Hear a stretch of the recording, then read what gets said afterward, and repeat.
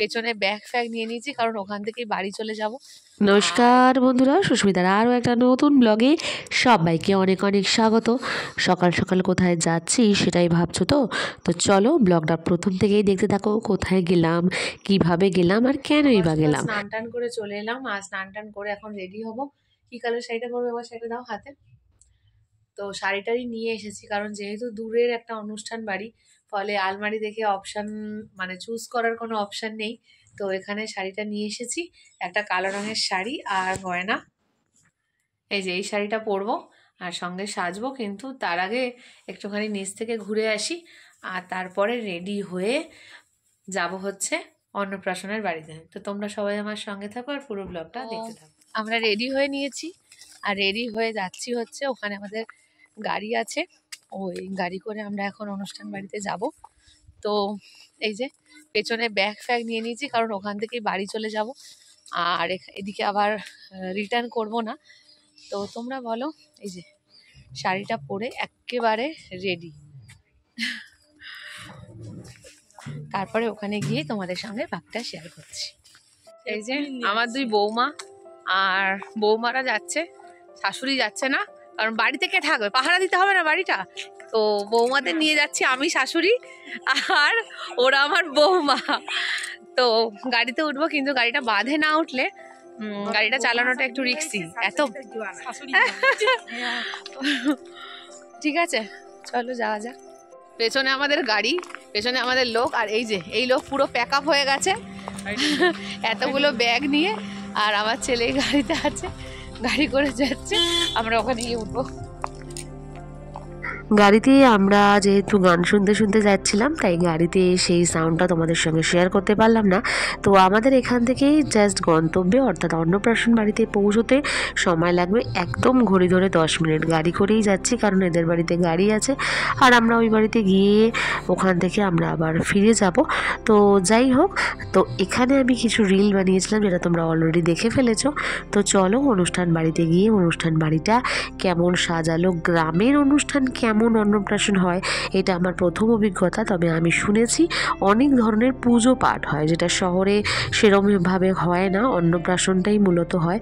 তো এখানে অনেকগুলো পুজো ছিল, আর পুজোটা ছিল অন্নপ্রাশনের আগের দিন, অন্নপ্রাশনের দিন অন্নপ্রাশন, এবং আরও খাওয়া দাওয়া অনুষ্ঠানটা ছিল। আর আমাদের দেখো গাড়ির ভেতরে এই বাচ্চা কাচ্চাগুলো কচর মচর করছে, এরা আমার সব নাতি নাতনি, বুঝেছো? মানে আমার ননদের ছেলের মেয়েরা, ছেলেরা, এরা সব আছে, আর আমার পুচকু তো আছেই। আর আমরা গন্তব্যের খুব কাছাকাছি চলে এসেছি। পাঁশকুড়া স্টেশন থেকে ওদের বাড়িটা হচ্ছে 1 মিনিটের পথ, মানে একদমই প্ল্যাটফর্মটা দেখা যায়, এতটাই কাছে। তো ওখানেই আমরা যাচ্ছি এখন। আর দেখো পাঁশকুড়া স্টেশনের এই পাশটা কীরকম একটু জঙ্গল জঙ্গল টাইপের, আর এখানে কিন্তু রেল কলোনিটা আছে। তো যাই হোক, আমরা অনুষ্ঠান বাড়িটায় পৌঁছই। আজকে যার অন্নপ্রাশনে যাচ্ছি, সেই বাচ্চাটির মা আমার হাজব্যান্ডের হাসপাতালে অনেকদিন ভর্তি ছিল অসুস্থতার কারণে, আর তিনি আমাদের রিলেটিভসও বটে। তো সেখানেই যাচ্ছি আমরা।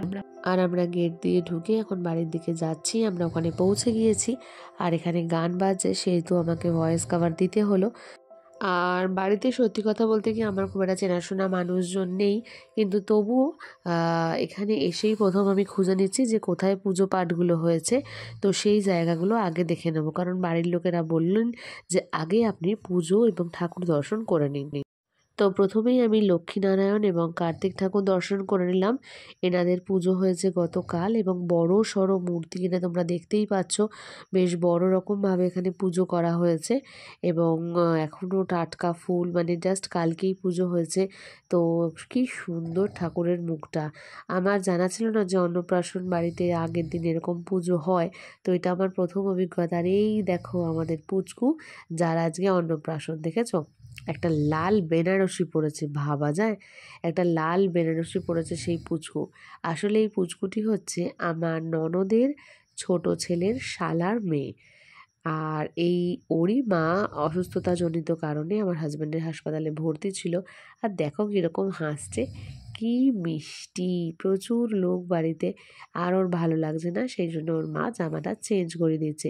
এত লোকের সঙ্গে ফটোশ্যুট করতে গিয়ে সব বাচ্চারাই বোধহয় অন্নপ্রাশনের দিন বড্ড ইরিটেট হয়ে যায়, এত ফটোশ্যুট ভালো লাগে না। যাক, সব থেকে বেশি ভালো লাগছে যে অসুস্থতার পরে ওর মা এবং বাচ্চাটি দুজনেই ভালো আছে। আর ইনি হচ্ছে শীতলা মা। এখানে শীতলা মায়েরও পুজো হয়েছিল। তো এখানে শীতলা মা ঠাকুর বাড়ি থেকে নিয়ে আসতে হয় এবং পুজো করতে হয়। তো এটাও বেশ বড়সড় করেই পুজো করা হয়েছে, ভোগ টোগ রান্না করা হয়েছে, সামনে দেখতেই পাচ্ছ ভোগ রয়েছে এবং রীতিমতো প্যান্ডেল করা হয়েছে। তো সমস্ত পুজো পাঠ করেই তারপরে অন্নপ্রাশন করা হলো। অন্নপ্রাশন বাড়িতে সমস্ত নিমন্ত্রিতদের খাওয়া দাওয়ার ব্যবস্থা করা হয়েছে। তো এটা একটা অন্যরকম অন্নপ্রাশন বাড়ি। বেশ ভালো লাগলো যে শুধুমাত্র মামা ভাত খাওয়ানো নয়, আরও একটু অন্যরকম।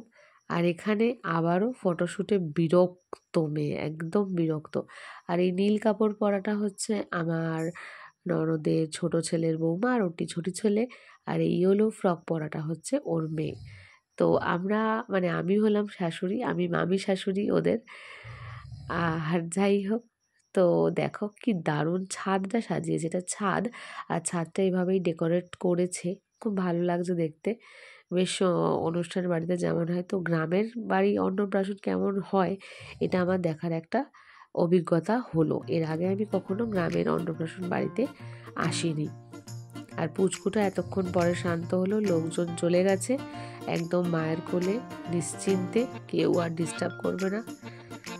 আর এখানে দেখো পকোড়া নিয়েই চলেছে আর পকোড়া নিয়েই চলেছে সবাই। তো সাজগোজ তো হলো, আর এরপরে খাওয়া দাওয়া হবে। তো আমরা সবাই একটু বাইরে রাস্তায় এসে একটু দেখছি বাড়িটা বাইরে থেকে কেমন সুন্দর লাগছে, আর 2-4টে রিল বানানো হলো, এই আর কি।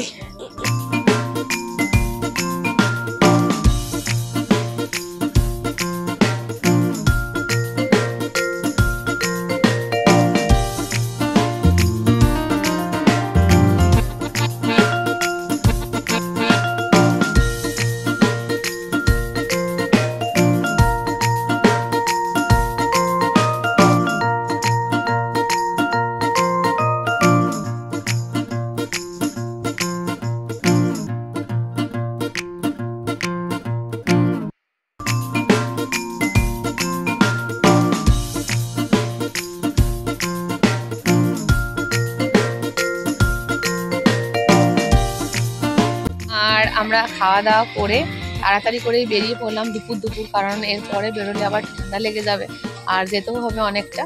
তো ব্লগটা এখানেই শেষ করছি, আর ফিরে আসছি আরও একটা নতুন ব্লগে। যদি আমার ব্লগ তোমাদের ভালো লেগে থাকে তাহলে অবশ্যই একটা লাইক, কমেন্ট, শেয়ার করো, আমার সঙ্গে থেকো। আর অনেক অনেক অনেক ধন্যবাদ আমার পুরো ব্লগটা দেখার জন্য। তো টাটা, দেখা হচ্ছে অন্য ব্লগে। ততক্ষণ পর্যন্ত ভালো থাকবে, সুস্থ থাকবে।